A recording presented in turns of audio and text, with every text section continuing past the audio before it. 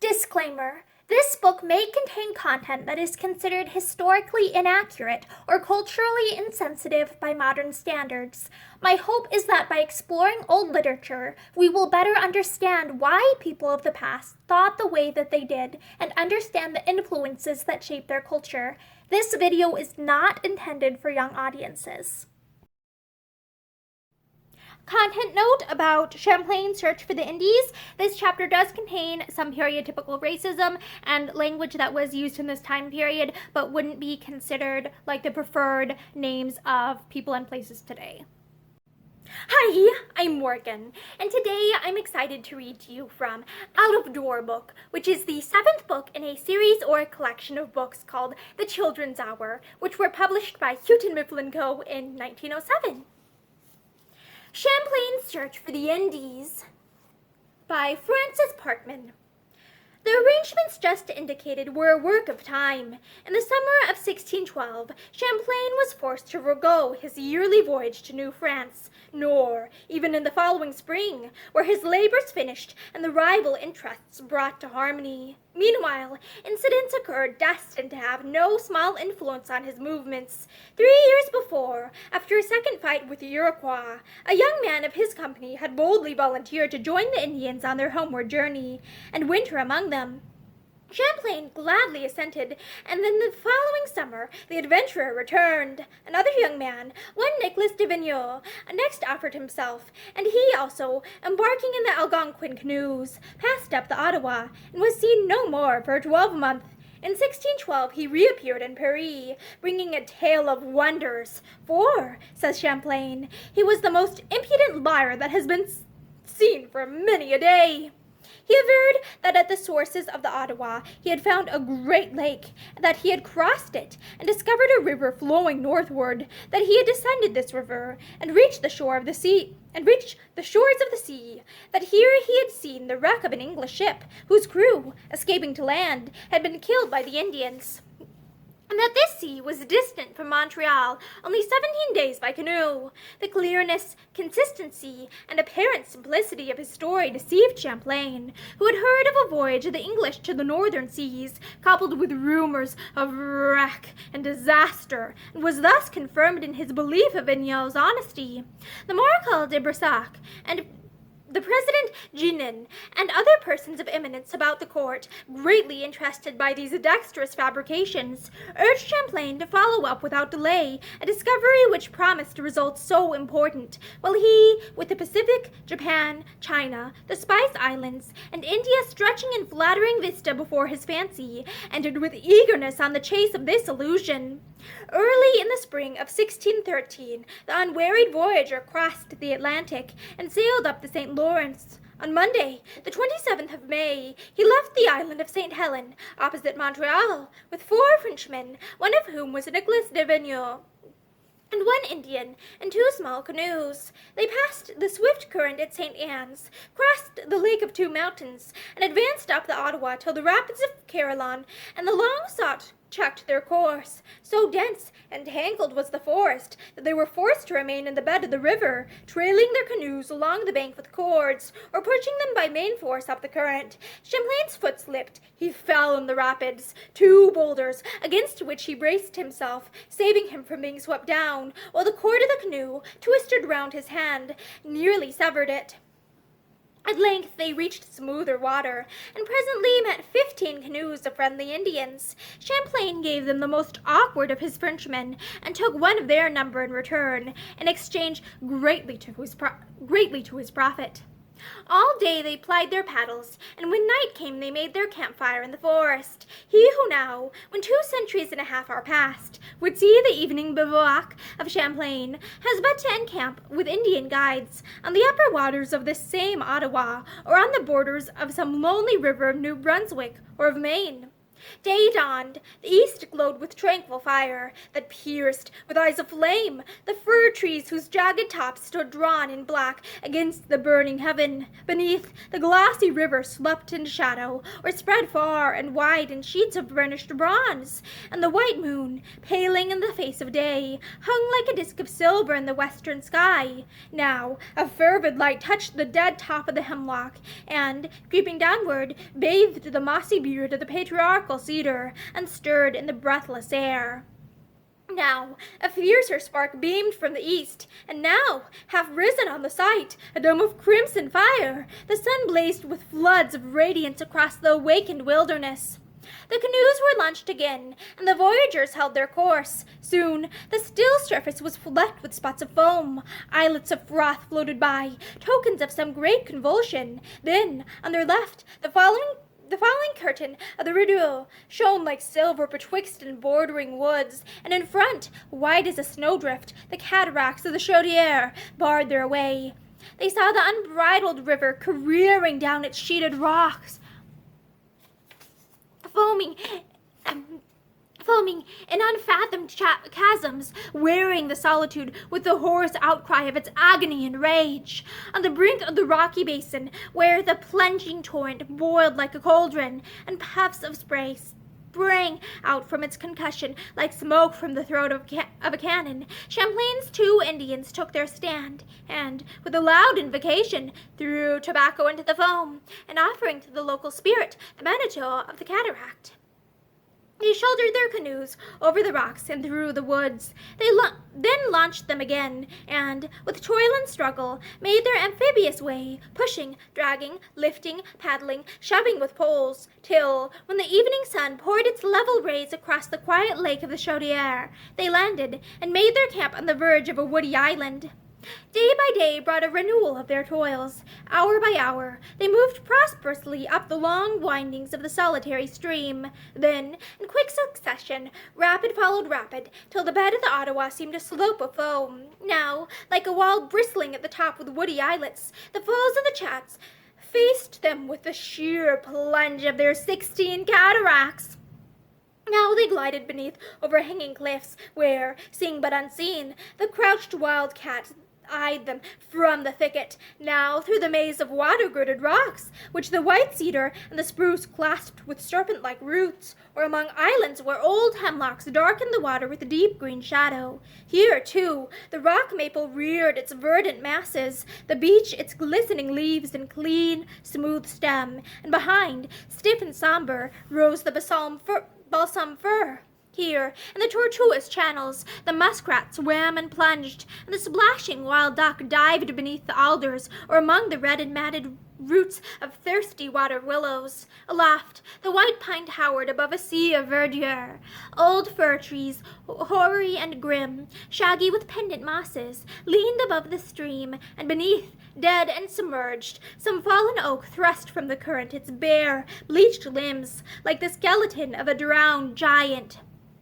In the weedy cove stood the moose, neck deep in water to escape the flies, wading shoreward with glistening sides as the canoes drew near, shaking his broad antlers and writhing his hideous nostril, as with clumsy trot he vanished in the woods.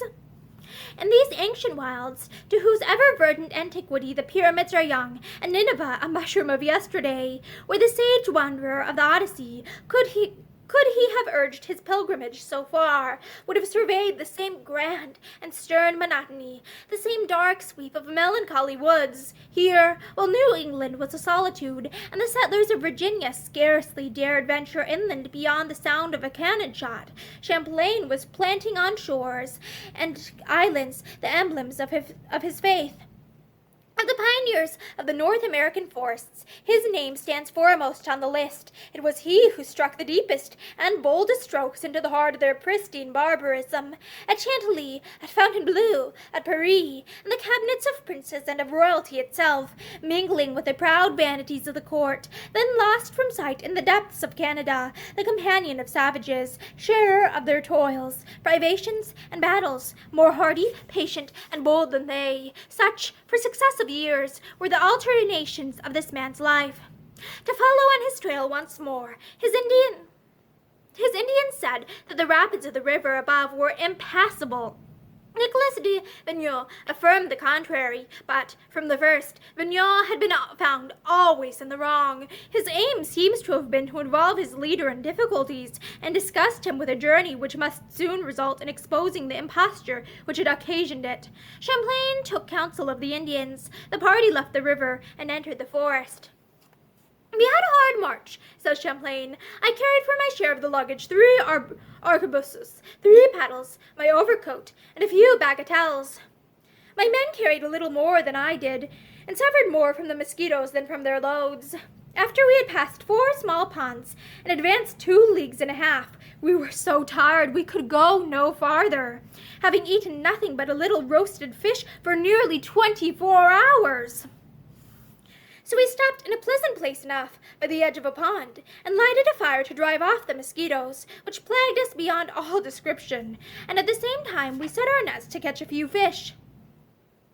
On the next day they fared still worse, for their way was through a pine forest, where a tornado had passed, tearing up the trees and piling them one upon another in a vast windfall, where boughs, roots, and trunks were mixed in confusion. Sometimes they climbed over, and sometimes crawled through these formidable barricades, till, after an exhausting march, they reached the banks of Muskrat Lake, by the edge of which was an Indian settlement. This neighborhood was the seat of the principal Indian population of the river, and, as the canoes advanced, unwonted signs of human life could be seen on the borders of the lake. Here was a rough clearing. The trees had been burned. There was a rude and desolate gap in the somber green of the pine forest. Dead trunks, blasted and black with fire, stood grimly upright amid the charred stumps and prostrate bodies of comrades half consumed. In the intervening spaces, the soil had been feebly scratched with hoes of wood or bone, and a crop of maize was growing, now some 4 inches high.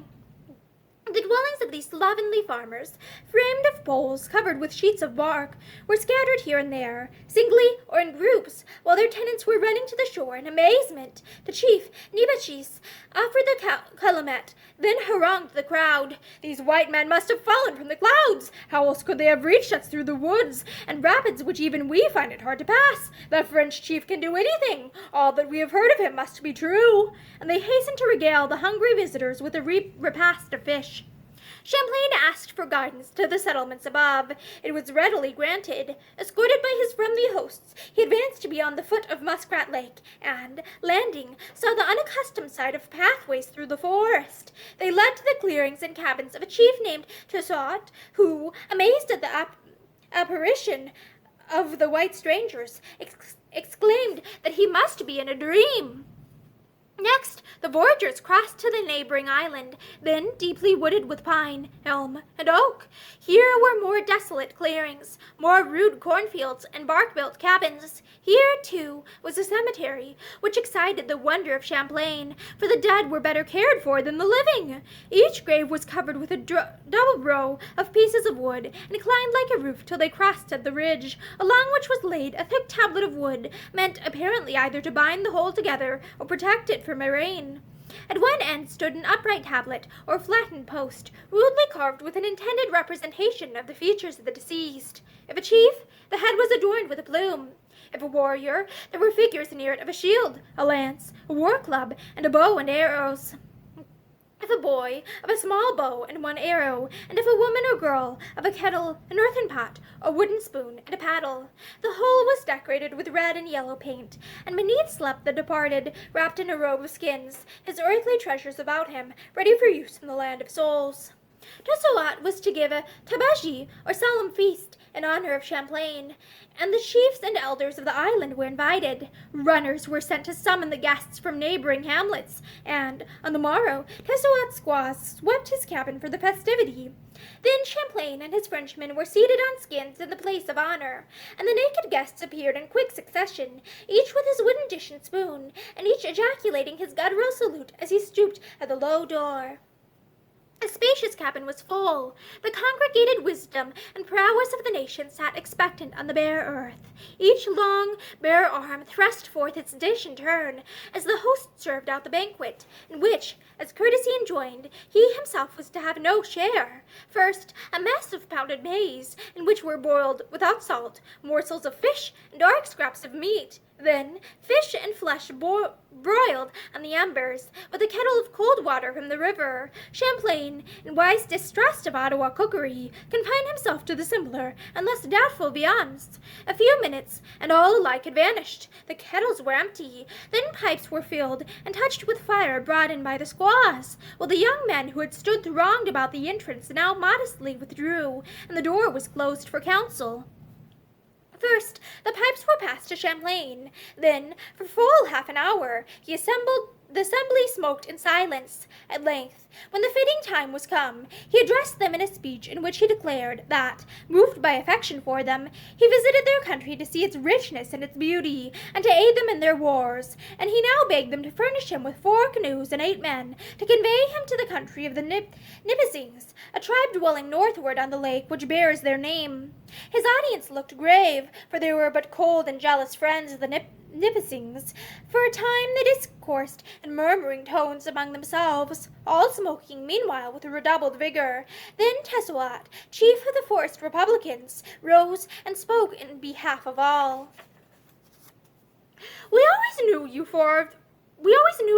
for our best friend among the Frenchmen. We love you like our own children. But why did you break your word with us last year, when we all went down to meet you at Montreal, to give you presents and go with you to war? You were not there, but other Frenchmen were there who abused us. We will never go again. As for the 4 canoes, you shall have them if you insist upon it, but it grieves us to think of the hardships you must endure. The Nipissings have weak hearts. They're good for nothing in war, but they kill us with charms, and they poison us. Therefore, we are on bad terms with them. They will kill you, too.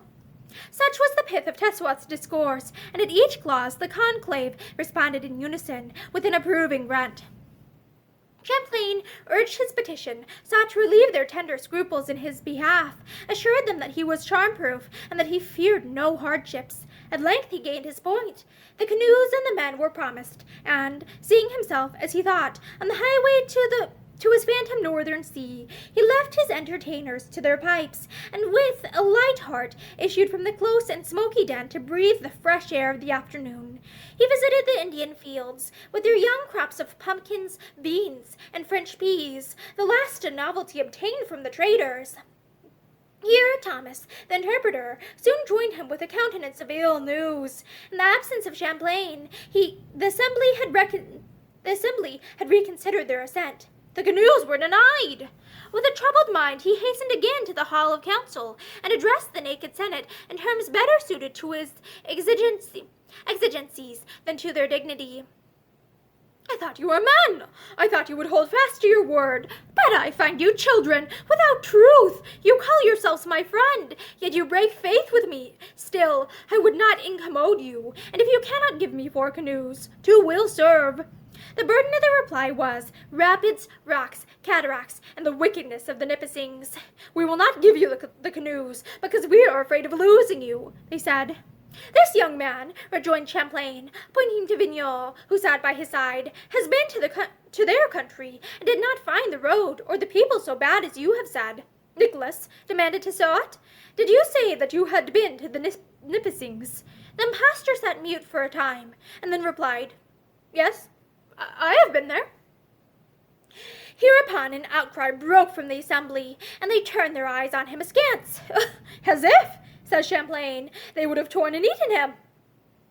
You are a liar, returned the unceremonious host. You know very well that you slept here among my children every night, and got up again every morning. And if you ever went to the Nipissings, it must have been when you were asleep. How can you be so impudent as to lie to your chief, and so wicked as to risk his life among so many dangers? He ought to kill you with tortures worse than those which we kill our enemies. Champlain urged him to reply, but he sat motionless and dumb. Then he led him from the cabin, and conjured him to declare if in truth he had seen the sea of the north. Vigneault, with oaths, affirmed that all he said was true. Returning to the council, Champlain repeated the impostor's story, how he had seen the sea, the wreck of an English ship, the heads of 80 Englishmen, and an English boy, prisoner among the Indians. At this, an outcry rose louder than before, and the Indians turned in ire upon Vigneault. "You are a liar! Which way did you go? By what rivers? By what lakes? Who went with you?" Vigneault had made a map of his travels, which Champlain now produced, desiring him to explain it to his questioners, but his assurance failed him, and he could not utter a word. Champlain was greatly agitated. His heart was in the enterprise. His reputation was in a measure at stake, and now, when he thought his triumph so near, he shrank from believing himself the sport of an impudent impostor. The council broke up, the Indians displeased and moody, and he, on his part, full of anxieties and doubts. "I called Vigneault to me in presence of his companions," he says. "I told him that the time for deceiving me was ended, that he must tell me whether or not he had really seen the things he had told of, that I had forgotten the past, but that, if he continued to mislead me, I would have him hanged without mercy." Vigneault pondered for a moment, then fell on his knees, owned his treachery, and begged forgiveness. Champlain broke into a rage, and, unable, as he says, to endure the sight of him, ordered him from his presence, and sent the interpreter after him to make further examination. Vanity, the love of notoriety, and the hope of reward seemed to have been his inducements, for he had, in fact, spent a quiet winter in Tisuat's cabin, his nearest approach to the northern sea, and he had flattered himself that he might escape the necessity of guiding his commander to this pretended discovery. The Indians were somewhat exultant. "Why did you not listen to the chiefs and warriors, instead of believing the lies of this fellow?" And they counseled Champlain to have him killed at once, adding, "Give him to us, and we promise you that he shall never lie again." No motive remaining for farther advance, the party set out on their return, attended by a fleet of 40 canoes bound to Montreal for trade. They passed the perilous rapids of the Calumet, and were one night encamped on an island, when an Indian, slumbering in an uneasy posture, was visited with nightmare. He leaped up with a yell, screamed that somebody was killing him, and ran for refuge into the river. Instantly all his companions sprang to their feet, and, hearing in fancy the Iroquois war-whoop, took to the water, splashing, diving, and wading up to their necks, in the blindness of their fright. Champlain and his Frenchmen, roused at the noise, snatched their weapons and looked in vain for an enemy. The panic-stricken warriors, reassured at length, waded crestfallen ashore, and the whole ended in a laugh. At the Chaudière, a contribution of tobacco was collected on a wooden platter, and, after a solemn harangue, was thrown to the Gardien Manitou. On the 17th of June, they approached Montreal, where the assembled traders greeted them with discharges of small arms and cannon. Here, among the rest, was Champlain's Lieutenant Deparc, with his men, who had amused their leisure with hunting and were revelling in a sylvan abundance, while their baffled chief, with worry of mind, fatigue of body, and a lenten diet of half-cooked fish, was grievously fallen away in flesh and strength. He kept his word with de Vigneault, left the scoundrel unpunished, bade farewell to the Indians, and promising to rejoin them the next year, embarked in one of the trading ships for France. And that is the end of Champlain's Search for the Indies by Francis Parkman. Thank you for listening to this story with me, and I hope that you have a great day. Bye!